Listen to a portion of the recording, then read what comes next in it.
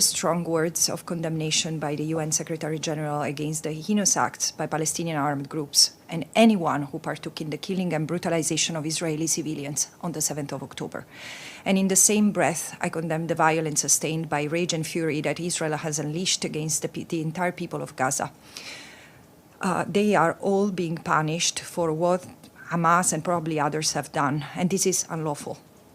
The unrelenting bombardment of Gaza by Israeli forces have killed already an estimate of 5,700 people, 40% of whom are children. Do we realize what is going on?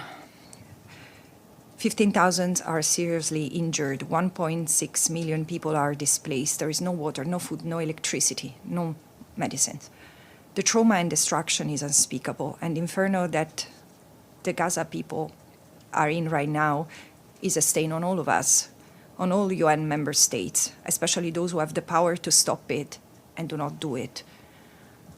Hamas militants' indiscriminate attacks against civilians in Israel, killing 1,400 and injuring many more, and the taking of hostages. These are war crimes and must be accounted for. And so is Israeli killing of over 5,700 people amidst an intensified siege of Gaza, depriving the population of life-sustaining supplies. This has become a tool of war, exposing the population to inescapable risks of death. These are also war crimes and might amount to crimes against humanity, because this is what international starvation is in international humanitarian law. These crimes also have to be accounted for. Nothing can justify the deliberate toll inflicted on civilians, both Israelis and Palestinians, that we have been witnessing. And considering the abyss we are descending into, and we might still have the power to save ourselves and to save the Palestinians and Israelis from, it is imperative to comprehend how we got to October 7 and the horrors that unfolded since then. As the United Nations Secretary General said yesterday, the 7th of October did not happen in a vacuum, but in the context of 56 years of suffocating occupation Israel has imposed on the Palestinian people. This occupation is unlawful under international law because it has served as a vehicle to violate international law, because the building of colonies, confiscating land, and brutalizing the Palestinian population is a war crime in and of itself. What led to the current crisis? Nothing of this should be, of course, read as condoning or justifying the murderous acts against Israeli civilians.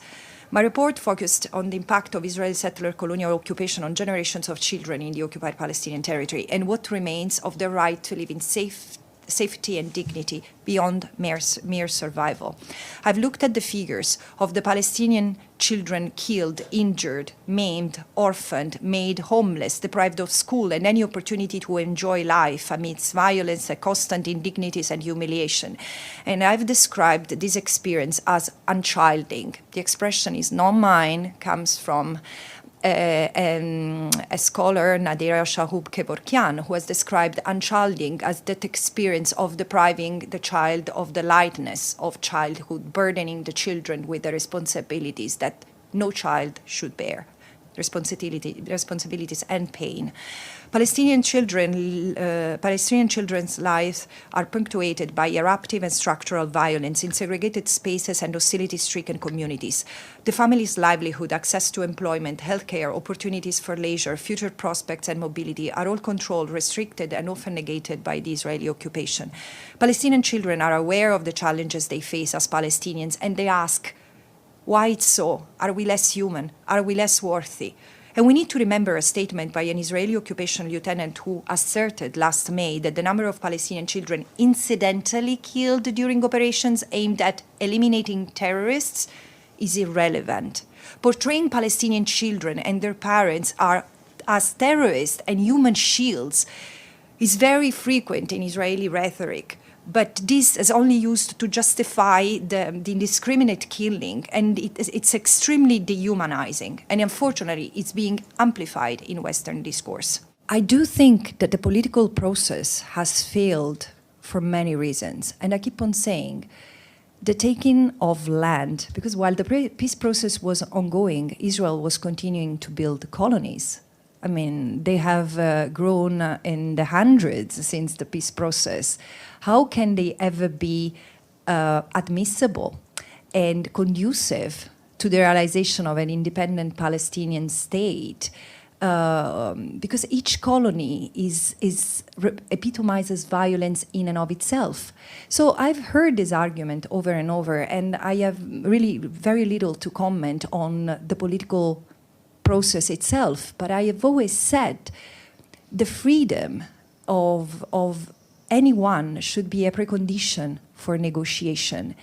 And the continuous violation that Israel has been allowed to live with, and again, the construction of the colonies is the most prominent for me.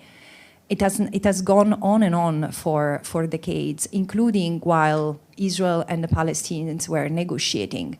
So I understand that you seem to put the blame on the Palestinians for having refused to accept the situation, but how can a peace process be even considered credible when there is no basic respect for human life and the possibility to live as a collective in a given territory? And again, for me, the colonization of the occupied territory is the most striking example, which is of apocalyptic dimensions in Jerusalem. Shouldn't a ceasefire be declared immediately to stop all this? Because I understand pursuing a legitimate goal could be to ensure Israel's security, could be dismantling the military capacity of Hamas. But what Israel is doing is not that. What Israel is doing is punishing an entire Palestinian population for what Hamas has done. This is not self-defense, surely not under international law. And again, the humanitarian aid that I'm desperately invoking for would be supervised by the United Nations. Why can't the multilateral system have a role to play in this situation?